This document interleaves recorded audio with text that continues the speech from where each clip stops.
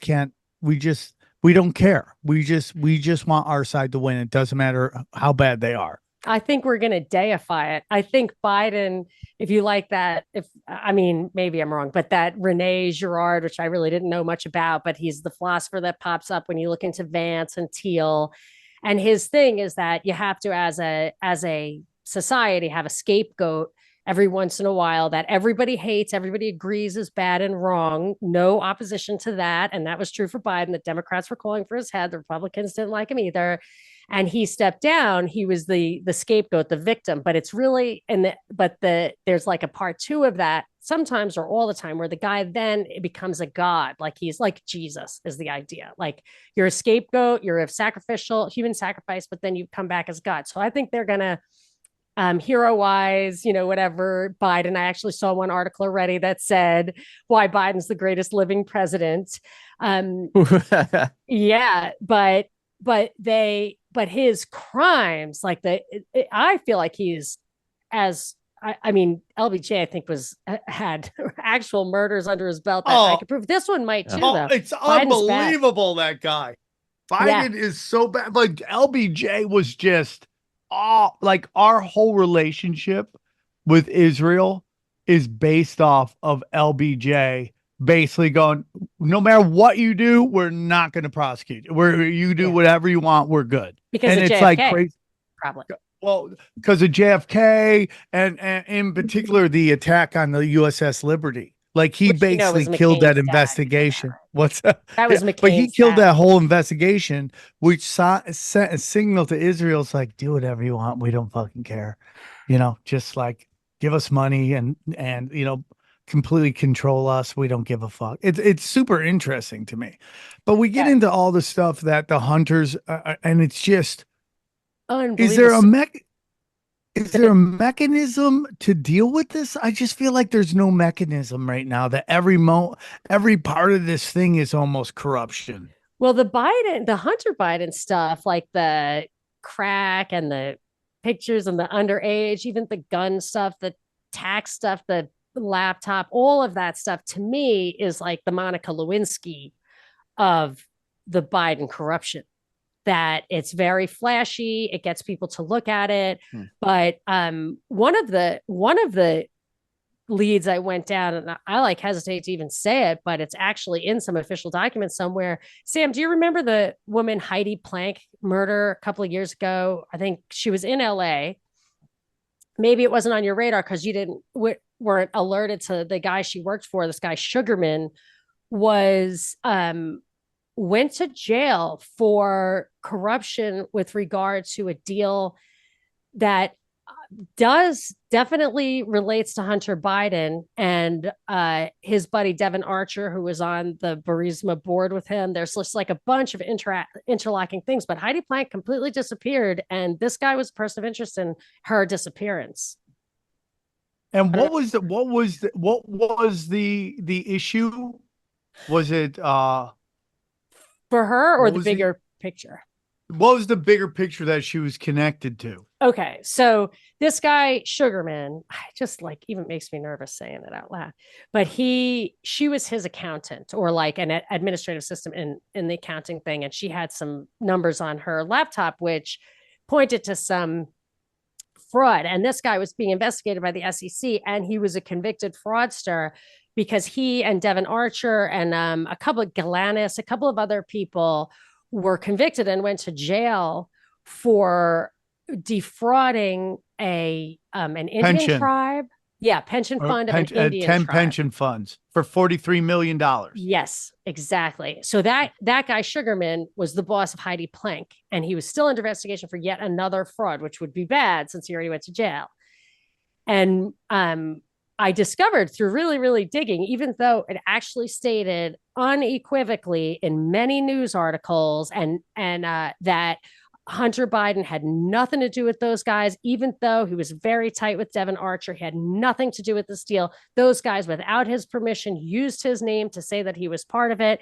And I found that the company Burnham Advisors or Burnham Investment, which placed that, like, took the pension fund money, bought bonds with it. The bonds were supposed to make an annuity. And all along the way, the companies that do these transactions make big fees. One of those companies, Burnham, Hunter Biden was on the board of it. And those guys all went to jail. It went up to the Supreme Court, and still they sent them all to jail, even though every string was pulled. But of course, Hunter Biden was above it. But that was just one of the many smoking guns on Hunter Biden.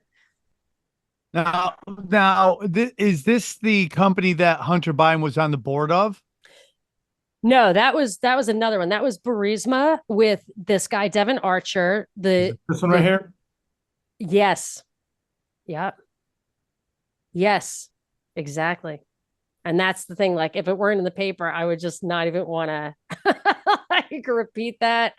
That is just very scary to me. It's obviously not going anywhere. The investigation, they said that she left her son's football game, high school football game, in the middle of it, and ended up at a party in a high rise and fell down the garbage chute or something, is like the theory, because she was so fucked up on drugs. I remember that. Left her little white dog in the hallway. The son-in-law of the LA Dodgers and Yes. owner of, yep, the big deal. Holy fuck. Yeah. Yeah, no, it makes my blood run cold. Like, I do not like this story at all. But I thought that Sam would remember that weird, because her little white dog was like outside of the building. There's no way she went in to get fucked up with a bunch of college students. And how is it would have been Biden somehow in this?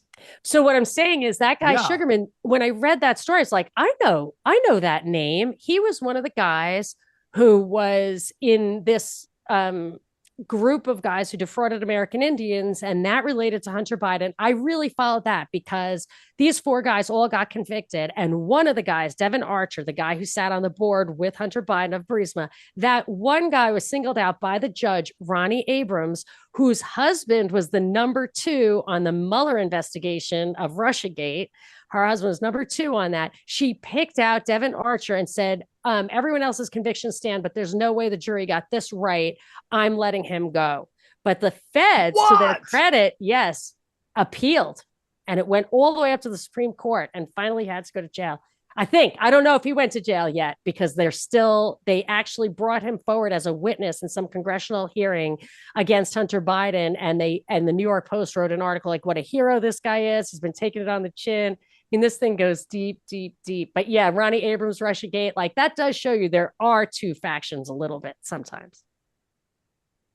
Well, it's very weird when we get these judges that are activists, like, even though it's not totally related to this, but Johnny and I were talking about how the NFL lost this big lawsuit, and the judge is just like, nope, throwing it out, Yeah.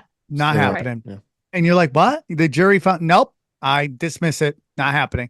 You're like, you can do that? That's crazy to me. And you could just pluck one guy out and just be like, you, bang, you're okay. Everybody else is going to jail. Yeah, that's Oh what my she did. God. And they told her to turn it around. And boy, they did not want this guy going to jail at all. And he was the guy who was on on the board of Burisma with Hunter Biden. Everyone's like, they were drawing a salary for doing nothing. I'm like, that was just the beginning. It was 4 guys were in this company, like, not on the board of Burisma, but they were a financial group. It was Devin Archer, Hunter Biden, Chris Hines, who's the son-in-law of John Kerry, and James Bulger III, who's the nephew of Whitey Bulger.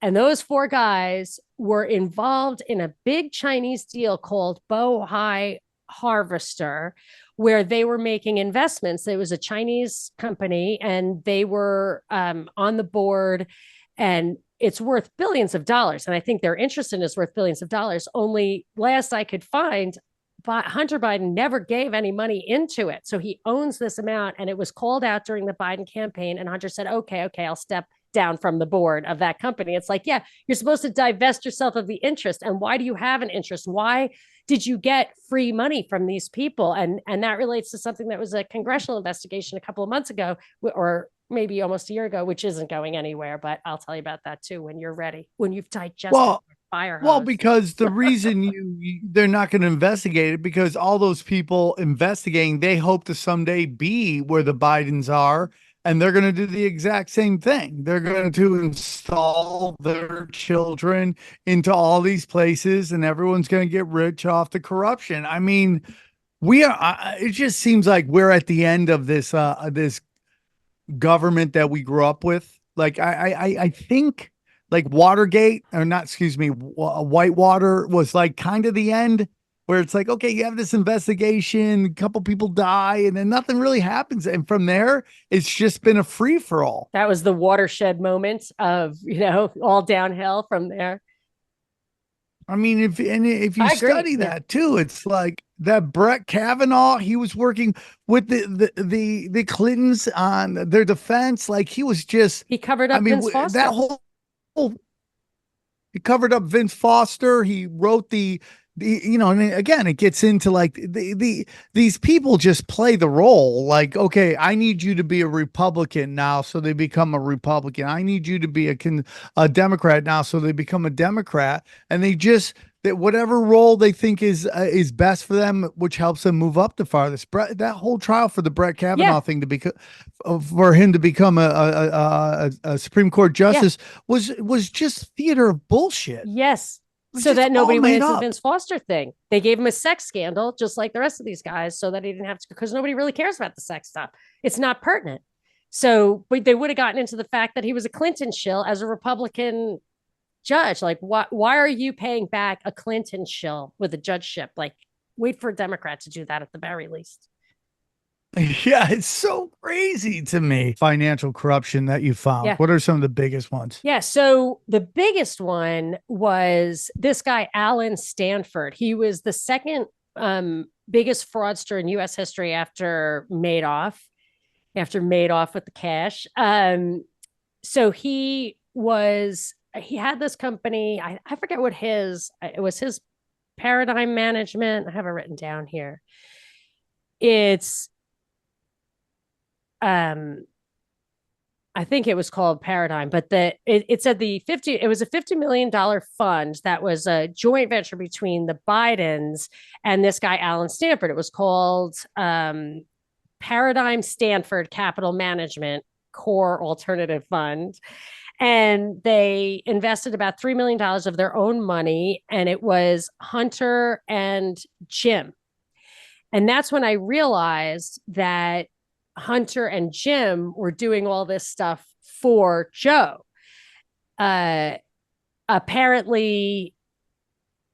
Joe Biden said, I was just looking for a job for Hunter because he was a lobbyist and I have too big aspirations. This was back in, I think, 2006. Yeah.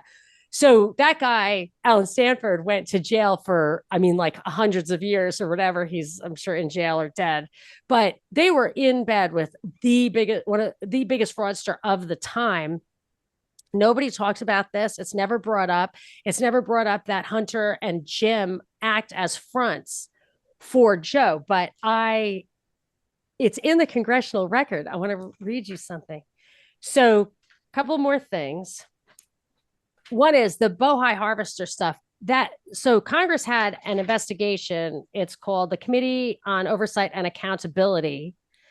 And they looked into a deal that these guys were doing for an oil company, a Chinese energy company called CEFC, but it never went anywhere. They didn't look into the Bohai Harvester thing, which did go somewhere. And in the defense of the Bidens, why they dismissed it all, is said, well, this CEFC never resulted in any financial gain for the Bidens, so it's not a big deal. So they only investigated the stuff that went nowhere. But this is a text that Hunter sent to one of the guys. It's the craziest thing. So this was another example of, they were supposed to be a joint venture and they weren't putting any money in, but not only were they not putting any money in, they were asking for money out. They're like, if you want us to be your partners, you have to give us $10 million just to use our name. There's a famous email where Tony Bobulinski sends to the Chinese guys, these are the politicians we know and the amount of infrastructure money, tax dollars they control that we would be able to tap into for our deal. And it included, I believe Kamala Harris was on that list. Andrew Cuomo. I tried to find the email, but I couldn't. So they were supposed to get $10 million for this. It's no longer on the internet? Is it I one of could those not things that's find been it. wiped off the internet? I could not find it. Yeah, Interesting. right. Because it's Kamala Harris. I could find it not that long ago. Dead internet, dude. Dead internet. So they never sent the $10 million, which is probably why the deal fizzled out. But here's a text. It says July. This is from the congressional record, or whatever. It's the House committee on July 30th, 2017. So this is during the time that Hunter Biden, like the lawsuits that were against him or the criminal things with the guns. And I was on crack. I couldn't think through that at the time. This is around that time. So I don't think it's Hunter Biden who's crafting this text. I think it's somebody else. It says it's a WhatsApp message to this guy, Raymond Zhao, a CEFC associate, regarding the $10 million capital payment. It says, Z, please have the director call me, not James or Tony or Jim. So that's the Jim Biden or Tony Bobulinski. Have him call me tonight. And then in all caps, it says, I am sitting here with my father, and we would like to understand why the commitment made has not been fulfilled. I'm very concerned that the chairman has either changed his mind and broken our deal without telling me, or that he is unaware of the promises and assurances that have been made and have not been kept. Tell the director that I would like to resolve this now before it gets out of hand, and now means tonight.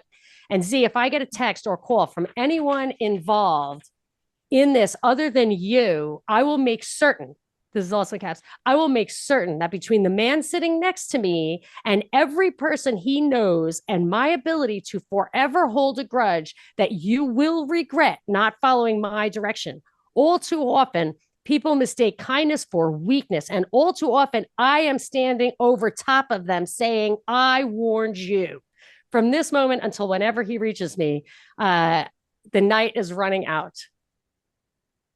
Nice guy. Bro, that has such crack energy to it, dude. Like he was on a run and he was just going off. But his dad's proving so it. Crazy. He's sitting next to him.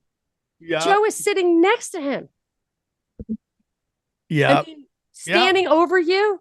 I'm standing over your fallen body. You know, I mean, just this is what they did. They sold the name. They insisted on the money. They were, whether they could actually deliver the tax dollars doesn't matter, because even if they win, the Chinese win the bid in a fair deal, maybe you just tell them to bid the highest, and then you get credit for having delivered on your promise. And these guys made an absolute business out of it. It's not just $10 million. It's ownership interest in that Bohai harvester, for example. Big money. It's just crazy to me. And this is all coming out, and just one side won't talk. There's just things going on in the world that you never hear MSNBC talk about. And it's so crazy to me because, you know, we have this show, we talk about these type of topics, and then my girlfriend watches MSNBC and they never discuss anything going on in the world. None of this stuff. It's literally Trump this, Trump that, Trump this, Trump that. And this like this giant, like just scare tactic to never, ever, ever discuss any real issues that go on. And it's just gotten to the point where it's just rooting for your favorite sports team. And no matter how bad they're doing, you're still rooting for your sports team. And it just blows me the level of corruption that's going on. And 50 years in Washington, Biden probably knows where a lot of bodies are buried. So I've been trying to puzzle through, why do they put him in this position? What, do they have to take him out? You know, is that what maybe the assassination thing was like like the earthquake before the earthquake, and they take him out, or they say he just had Alzheimer's and died. But like, I feel like this guy, 50 years of this kind of, leg breaker mentality, and he probably knows a lot that people just, why keep him around?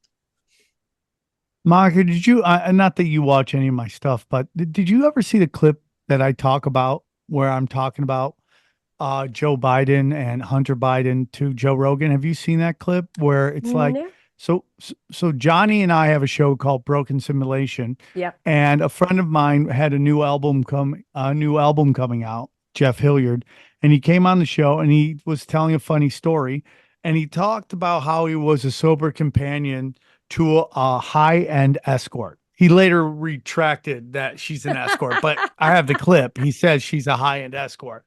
She was a high-end escort, and she used to party with Hunter Biden. And this was during the primary, the DNC primary, leading up to 2020. Hunter Biden's partying with her. They're coked out of their mind. Hunter Biden tells her that the whole plan is they're going to get his dad in, and then something's going to happen, and they're going to throw him to the side and get Kamala Harris in. This was really early. No So, way. He said this. He was told this way before, and then I go on Rogan and tell it, and now it's happened to a point. But so my whole thing is like, I think this has always been part of the plan. Yeah. And this gets I wouldn't be into surprised. when I recently we just were discussing Rome and the city of Rome, and like why everybody, it's with Jeremy Ryan Slate. And we were discussing, like, everyone's like, the American Empire is just like the Roman Empire, and it's going down. But people really don't understand how accurate that statement is in terms of, like, at the end of Rome, they just installed some kid emperor who had no power, and they just gave him a stipend, and these foreign entities ran the empire. And that's what I think is what we're seeing in real time with Kamala Harris, is that she's literally not going to have any say in anything. She's just a mannequin on display, while the Blinkens of the world are the ones really running everything from behind. And like, we're entering this kind of place where, like, maybe someone like Donald Trump, and again, I'm not saying Donald Trump's going to save anybody. I think he is. I think he's a different person than Joe Biden. I think he's he has maybe a little bit more nationalism in him. Maybe, I don't know. Maybe I'm just It'd be hard looking to for have hope. less. But yeah, right. And that he has this kind of thing where I'm the president, I have power. Whereas Kamala Harris just doesn't care. She's she's just wants obviously made her bones in the secret society stuff. Like, there's no question about that. She can be trusted. She's definitely behind the curtain. I've always thought that about her. And I think it's really important that she's of Indian descent. And I think Trump did her a big favor and sometimes I like to remember that propaganda isn't always directed at the US audience. A lot of times, or there's plenty of it that's outside for outside audiences. So when he went on the Black Broadcasters Association show or whatever it was, and he said, since when is Kamala Harris Black? Obviously, she always played the Black card, always, always, always. She never played the Indian card, in my recollection. I've read articles that just list, like, from day one, that was her identity. And but he said, yeah, she was always Indian. And then he tweeted, or Truth Socialed, a supposedly sarcastic tweet that said, here's a picture of Kamala with her Indian family, whom she's always spoken very warmly about.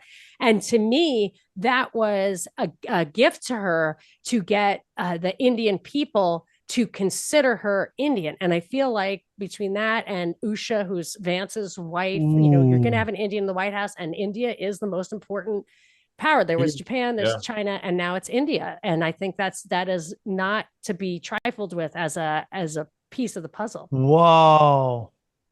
Yeah, because we have Vivek, or whatever his name is. He was really close with Vivek. And then we have. Yeah. Vance's son's name is Vivek, after Vivek Ramaswamy. Because they all went to Yale together. So I never saw it like that. So him calling her Black and Indian is actually something that might fuck him over in the end, by saying, you just grabbed the Indian and the Black vote, you moron. That's what I was thinking. We would have just said, oh, she's Black, left it at Black, kept the Black vote. Now the Indians are like, where do we vote? Not just the vote, but the actual power, because India has a lot of money. And let's just assume that voting doesn't really matter as much as being selected. And that if she has that credibility, it's more convincing. And I always think of it as, if you ever heard those pranksters, the Russian pranksters called Lindsey Graham, and they said, oh, we're from Turkey.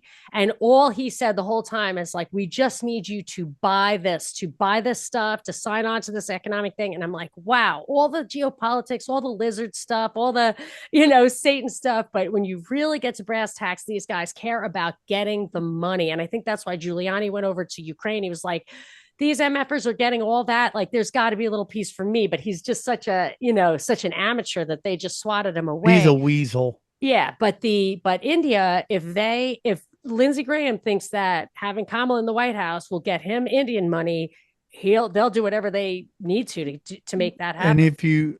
if you remember, very early on in Trump's presidency, he visited India in the hopes of telling corporations to get out of China and move to India, because I think India is very important Yeah, to it's a swing the state. Bank of but it's the Bank of England or Switzerland, wherever the power resides. Like when they need to check China, if China starts to get a little froggy, India is your counter to that. They have just as many people, and they probably play. And like India has Nukes. been straight up Zionist. Like they can't shout enough about Israel. They want to go and fight for Israel. They want to do all this shit. So India is straight up on board, like straight up on Yeah, so board. either And one they would even work. got, Usha or Kamala. Again, either one would work. yeah, I totally agree on that. So what else we want to get in here? Oh, dude, connected to unsolved murders. Yeah, that's fucking great. Yeah, it's just crazy to me. And like we get into like, when you get into like the Ukraine and Biden and all that, it's just like how they sell Biden. It's the same thing they did. If you study how they marketed George Bush Sr. to America, it's the exact same thing they did with Joe Biden. Big, dumb, stupid pants, big, Yeah. stupid guy. You remember, like, you dude, just think about how we were sold. And I'm older than you guys, so I don't know if you guys remember this, Not me. but like I'm 51. So it's like George Bush was a pussy. That was like the big like, Yeah. dude, this George Bush Sr., he's such a pussy. You're like, he literally helped assassinate the president. He was a CIA director. I know. But speaking of remembering, do you remember, this is total tangent or whatever, but do you remember the Son of Sam? You're probably too young, but you're actually too young to actually remember being scared of the Son of Sam. But do you remember the story? Yes. Sam, about like David Berkowitz was arrested, like the dog told him to shoot these people. I watched the Netflix documentary of that. So they're rolling out all these Netflix documentaries to just rewrite history a little bit, like the first 80% is spot on. And then the last 20% just erases the important part. They did one on Son of Sam. And I had not known this, like these two big things about that. One is it was totally a satanic cult and he did not do all of those murders. So do you guys know that? And now he's this crazy, not crazy, but like he's an intensely devoted evangelical. This guy, David Berkowitz, you wouldn't believe it. In prison? Yes, it's crazy. He won't even ask for parole because he's like, I don't want to upset the victims' families who absolutely deserve to have me in jail. But like at one point, one of the interviews, I just went nuts on it. Listen to everything. At one point, he says, "Yeah, I was programmed to kill." He just said it in like passing, and I was like, "Programmed to kill? Where have I heard that before?" So there was huge. So now I'm starting to think about all this Satanism. There was tons of it out in LA. This is a book I just got, which is, very LA oriented. And now I'm just like rethinking how the whole power structure works, and like the killing is part of it. The killing isn't like a necessary evil; it's an essential, it's an essential feature. Well, my whole thing is Satanism proves to me is one of the greatest arguments for God. Yes, it's like if you have these group of people worshiping this darkness, then then there has to be light, or there has to be love, or whatever the term you want. When you say light, people go, "Oh, that's Lucifer." But whatever the opposite of that dark vibrational Satanism is, that to me proves that there has to be a God. Real power, yeah. Yeah, and it's just crazy to me because each step along the way, again, like we get into this about the Jews, this or that, and I just get pounded on Twitter all the time about it because I just go, it's too easy, it's too easy. Yeah. And you study them, it's like if you study them long enough, they will show you the symbolism, whether it's the hand in here or some owl there or some pentagram upside down cross here. So like it's just like it's everywhere. They will show you what they really are into because I mean, unless you're like a high end entertainer, right? Like like you get into the Doja Cat or Oh whatever yeah. she can be a Satanist because she's selling that to young people who know that their parents are like Christians or religious, and it makes it seem like they're rebelling against their parents, right? So they get into the Satanism because they think it's a rebellion against their parents. But politicians don't want to do that because I mean, for the longest time they don't, because they need your vote and they want you to back everything they're doing. So but they have to show it. Like they have to, like with the what's the vice president Oh nominee? yeah, it's Waltz, I think. Like he's doing hand gestures left and right, bro. And you want to get into the corruption, man? You want to get into corruption? There's a lot going on with that guy. And there's got to be a reason they picked him out of nowhere. And that like 3 China, weeks ago, probably. there you China go. connections. There's so much money there. Even Trump had a China thing. There was a guy, Gal Luft, who is a joint Israeli American citizen. I was just looking up something about James Woolsey. He was a CIA director and he was laughing on the Laura Ingraham show. It's just a clip I randomly played about how they go and help democracies when it's in their interest to do so. And he came up in another thing. I was looking into his background, and he was named by this guy Gal Luft, who was arrested. Gal Luft says he was arrested because he started blowing the whistle on Biden corruption in 2019, and they started trumping up a case about he was an arms dealer, blah blah blah. But what one thing he was actually doing is he, similar to the CEFC, which was the Biden corrupt China energy thing, he had a corrupt China energy thing. And his memos back and forth talk about placing individual one who ended up, it was suspected in government documents, ended up being this James Woolsey, as planting him in the Trump administration and giving him his orders from China later. I mean, it was really crazy what they wrote about that. So no matter where you look, and I'm not one of those people like China, oh my gosh, I'm so afraid of China. It's our guys who are selling them out, and that's the way the Chinese, I believe that's the way the Chinese think business is done. It's a communist country, so they assume that the normal way of doing business is through politics. We think that's total corruption and treason, but this guy, was an old school, it seemed like a good guy, to the Republicans, but he was supposedly planted. And I highly doubt Trump would have any knowledge of that whatsoever. He's just surrounded by like old school people from like not the current swamp, but the former swamp, and it's all sides. You can whack-a-mole 1,000 of them. You're still surrounded by swamp people left and right. But he's coming from a different swamp which is New York City real estate, which is Yep. one of the most corrupt businesses out there. And the casinos. Oh yeah. Oh yeah. Like he annihilated like New Jersey people. Like there's a lot, like obviously Republicans now are like, we love Trump. We think Trump's great. And I have friends of mine tell me stories about interactions with Trump, and he was a nice guy. But it's like what he did in Atlantic City is just insanity.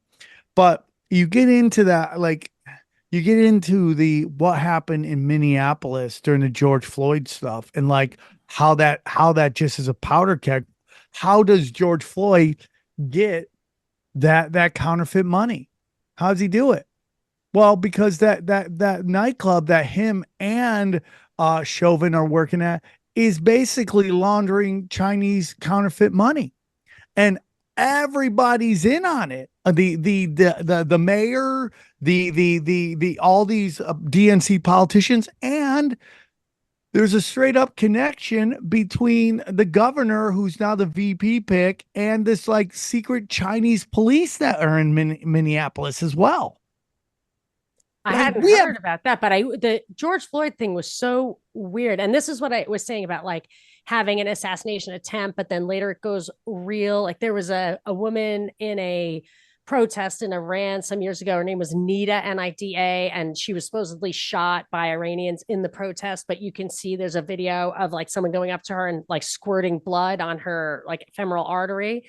And then she's taken away in an ambulance, but she's never seen again. And then the follow up, like rumor, I mean, I have no reason to believe it or not believe it, except for that it kind of makes sense that they killed her in the ambulance because they really can't have somebody walking around who actually knows what's happened. And I was wondering about that with George Floyd. Like, why did Chauvin do that? And he pulls over, the ambulance pulls over, does not go to the hospital. Did you ever see that? They put George Floyd in an ambulance and a couple of blocks away, it's filmed pulled over on the side of the road. Doesn't go straight to the hospital. So what they do, what they end up doing, right, is they end up getting these people to play these roles, whether they know they're doing it or not. Right. Like, I mean, George Floyd is using counterfeit money. He gets busted right there. And then they're like, oh shit, this is not good. Somebody, I don't know how, but they find out and they send down Chauvin, who, you know, regardless of whatever you think of Bishop Larry Gators, he brought up that the thuggy assassins, and Chauvin is doing straight up the thuggy assassination pose, which is, you know, basically your knee on the back of your neck right there. So they take him down. He gets into the ambulance, and then you say they pull over, which is insanity to me. Yeah. So again, go ahead. I was gonna say, would you say same thing with Damar Hamlin, the football player that got hit? Is he a character as well? Gosh, you know, I don't know, because he's playing is he again. back? Yeah. So that must have been an act. Yeah, but I think that's how you get people to think conspiracy theorists are nuts. Yeah. You play this kind of short game where you don't let anybody see him, nobody, and like you don't get any straight shot. So the conspiracy theorists are going nuts. Totally. They're openly saying this isn't real, and then you try them out, and then everybody was going, maybe these guys are onto something. Now they're like, these stupid conspiracy theorists, they don't know anything. That's what I worry about the assassination thing. Except for it's the left that's allowed to think it was fake. But I was like, you know, I'm worried for these people. Like, I don't want a black mass trauma. Like, I don't want that. I agree.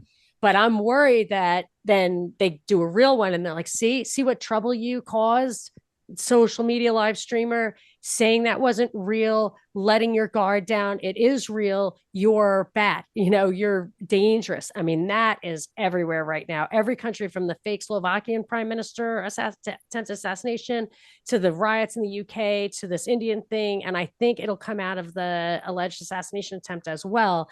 These rules about what social media, what we can and cannot broadcast. It's coming for sure. But if you get into the woman who died at the January 6th, like we had a guest come down and just break down, like, it is very weird. Okay, there's a lot. I'm not saying anything either way. It's just very weird, and they carry her out in a very weird way, and then they cremate her. Which is another weird. The bullets don't align. Like, the guy makes these videos where, like, she says she got here, the guy over there. We're not saying anything either way. We're not being disrespectful. But when you bring in that the George Floyd's ambulance stops, that makes me start thinking. You know, you create the psyop, you create the situation which allows nonlinear warfare to happen. So now nobody agrees on anything. And then you take her out, because why have somebody, what are you going to do? Reconstruction surgery and make her family, you know, it's like really crazy. No, yeah, you got to go. On January 7th, I interviewed exclusively on Rockfin a friend of mine who was there, and she was walking up the stairs of the whatever it was, Congress Capitol. The doors were open. She was there with like whatever Rights Life group, something like that. She went up to go right as soon as the doors opened. She actually had timestamps. She sent me a bunch of videos, which I was about to play, but that's how they dox people. That's how they kept everybody to keep their videos, because as soon as you put a video up, everybody in it got a visit from the FBI. So now there's no counter narrative, even though there should be millions of hours of video. So she gave me the video though, and that's what I think they did. So she went and she said, as soon as she got to the top of the stairs, two guys came out and said, a woman just got shot in there. And she was like, a woman just got, we just got here. Like, there, who is even in there already?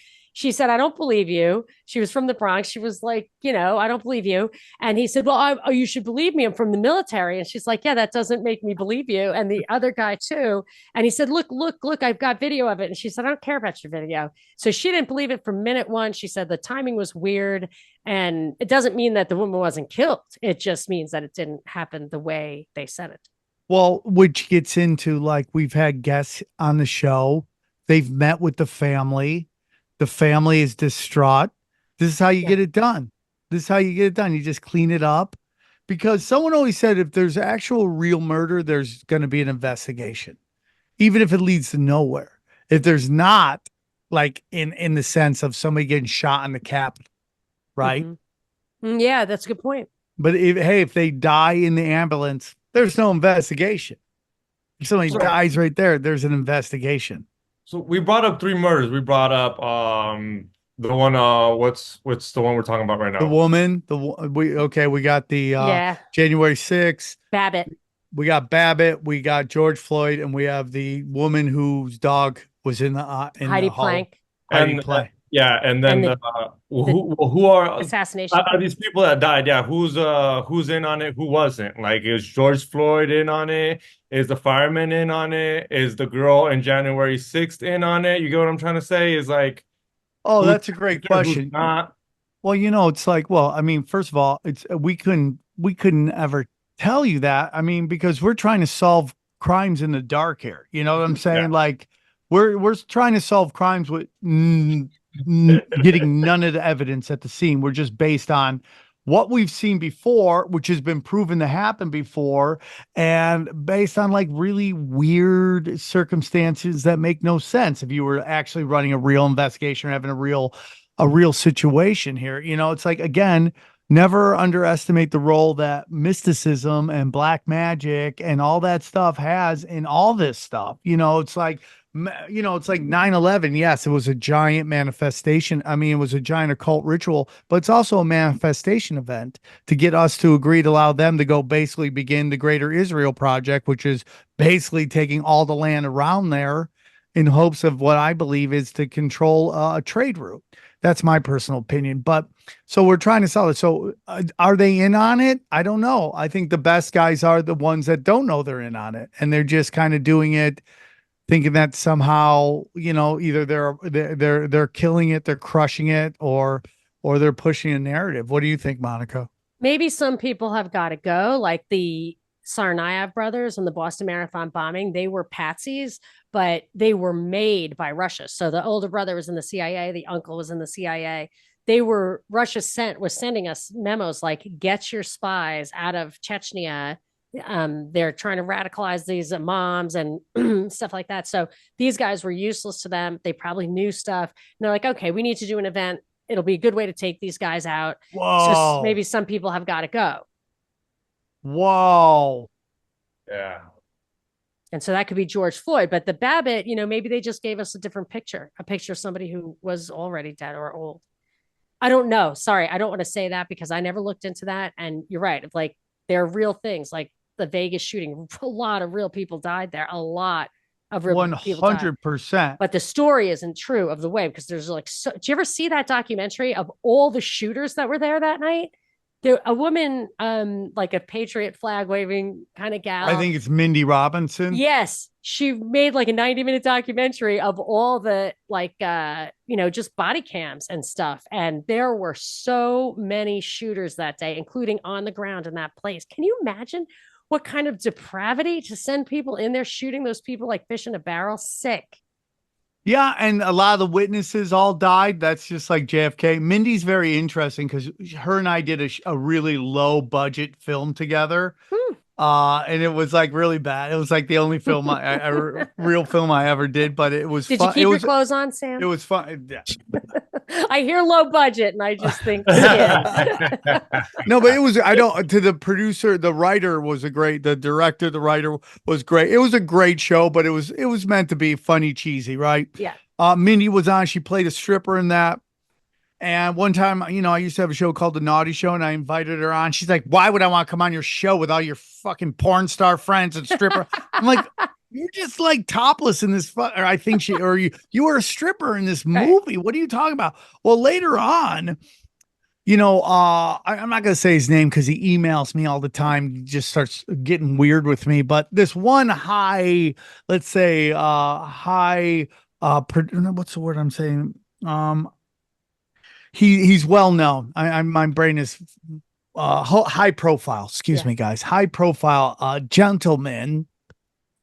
He always emails me when he gets mad at me who I interview, and he sent her a shirt, and she proudly wears a massage shirt. Like, to me, that is the craziest of crazy right there, which is especially since they have films of them just murdering people. Yeah, like it's like so great. Like, how can you be a patriot and be like a fan of Mossad? Like, that to me is the craziest story. But if you get again, if you get into why is there no investigation of the Vegas shooting? Why isn't the coroner releasing the autopsy? Well, because it would show you that gunfire was coming from everywhere and everyone's getting hit at different angles. Yeah. I mean, you don't have to like the film speaks for itself. So you can watch it just for that. It doesn't even give you a narrative at all. It's just a compilation of like official camera shots. And I never knew anything. I still don't know what really happened with Vegas, but my opinion was I just dismissed it immediately, the official narrative, because I thought, okay, just imagine trying to do this, carrying bags and bags and bags of long guns upstairs, which why did you need them anyway? Cutting through, blasting through that glass. Yeah, the thick glass. And then the second that happens, not having every alarm, because that's hot. Like, they don't want people falling out. Like, there are people, it's going to be noticed, and you're going to have a helicopter there, especially in Vegas, I would think, where that place is. I mean, it's an intense environment, and they probably have it pretty locked up. Like, the whole thing is filmed, every second of it. I would say you got maybe, I don't know, 1 minute before the sniper in the helicopter takes you out.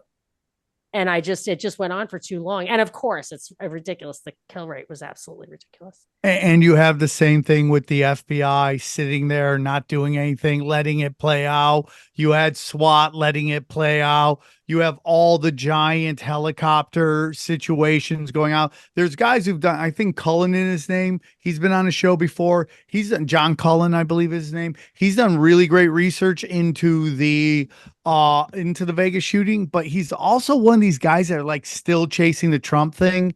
Like it's a real assassination attempt, which is super interesting to me because this guy does deep research into, he's finding all these videos, which is another weird thing where like over time, more videos come out. And it's like, I know that happened on January 6th. I'm like, they were trying to get a provocation and it didn't work. So they had to film it later. So that's my opinion. But it's like, okay, let's say we take January 6th, right? 4 months later, a new video comes out. You're like, why didn't that video just come right out? If you have that video, you're like, dude, look at this shit. Yeah. This is nuts. Yeah. Now we're a month out. We're like, look at this new angle. It just came out. You're like, why is that just coming out? Right. Well, and have you noticed how so many of the angles, especially, I mean, there have been maybe 2, maybe 3 actually, that would have had the perfect angle of his ear being clipped. But they all say, oh, and then I just sat the camera down for a second. I've seen that multiple times. One. That's the craziest one.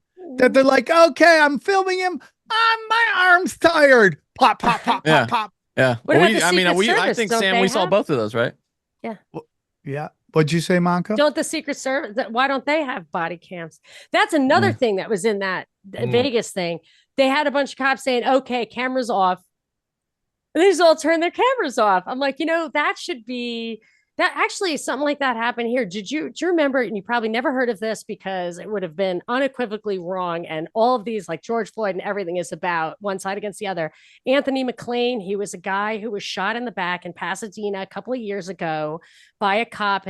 There was like a traffic stop. This guy was in the passenger seat. He probably had something down his pants, drugs or whatever. He was on, probation. So he starts running. I'm talking like a faulty driver's, license plate kind of traffic stop. The guy starts running away and the cops shoot him in the back, dead, and then throw a gun at him, which is in pieces, I've never heard that happen before. And Pasadena has a law where you have to immediately examine, consolidate, and release the body cam footage. Well, the body cam footage that would have showed exactly what happened, because the story was he turned around and tried to shoot me, so I had to shoot him in the back. It didn't even make sense. That was gone because that cop's camera wasn't working. And I was like, well, that should be a felony, for the cop. The cop should have to go to jail if because you presume it's like drunken driving. If you have an accident where you're drunk, even here in LA County, new cell phone video. Yeah, you're not. Yeah, you're finding it. You're presumed guilty if you are in a drunk driving accident and somebody gets hurt. They don't say, well, let's investigate and see if you actually did anything wrong. You're presumed guilty, basically. Maybe I'm not using the words right, but with that kind of thing, that they're allowed. I think those cameras, if we have to have them, which we shouldn't, because it's actually been stated that they are meant in part to identify faces at protests, that they should have live streaming URLs from every camera. And if yours isn't working, you got to stay home that day. Is it right? Yeah, that's probably it. Yeah, that's it. Yeah, it's terrible. Unbelievable, dude. Yeah. The incident happened last summer when Pasadena police officers shot 32-year-old Andrew McLean. The new video shows a handcuffed man on the ground with police. It's not clear from the footage if the officer had a knee on McLean or if it was on the ground. Body camera footage released last August shows McLean getting out of a car and running. Police say an officer shot him when he reached for his waistband. The family said this video shows he did not have a weapon. Pasadena police releasing a statement, part of which reads, quote, the incident that took place last year that resulted in the tragic passing of Anthony McLean continues to be reviewed by multiple agencies, including the Los Angeles County District Attorney's Office. Review of the shooting, as well as of the group who has been retained by the city to conduct an independent review of the incident. Went on to say that a handgun was found. McLean's DNA was found on that handgun. The handgun was broken. It was weird. It was obviously a plant. And we see this happen all the time. And we also see what happens when you take away the police. Chaos breaks out. So you're damned if you do, you're damned if you don't. It's this kind of pressure from above, pressure from below. They don't want you knowing if you're coming or going. It's constantly psychological warfare. But what I found very interesting is they've tried to trigger the white cop, black dead guy story over and over, and it's just not taking. Like, I think people are over it. I think you have to wait X number of years before you can reuse a psyop like that. Right? I really do. Like, because you remember when they during Trump's presidency, they tried to get us to go to war with Iran, but because they shot down a drone and they were trying to make us feel bad for the drone. Yeah, I remember. And people were like, "No, we remember, Iraq. We're not going to go into it." But I think people are over the George Floyd, like, let's burn everything down because what the cops did, because they see what happens when you don't have cops. And I have a cousin who's a cop. I love cops. I do think we need to figure out a way to get rid of bad cops. Want to, like the guy, like the guy that walked in and shot the woman in the face because she's like, I rebuke you in the name of Jesus. That's all done on purpose. That's all done on purpose. I knew a guy who was trying to get into the law enforcement, and he just he couldn't get a job, and it was my belief that he was just too nice. They would give him these psych evaluations, and it turns out he's a nice guy. They don't want that. They want a guy who's going to clock motherfuckers. There was a lawsuit in Connecticut where somebody wanted to get on the cops or the fire. I think it was the cops, and because he scored too high on the IQ test, he was rejected, and he sued, and he lost.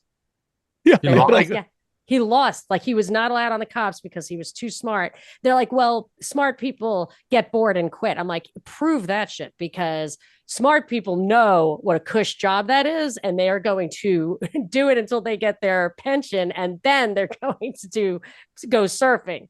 So no way smart people are quitting that job.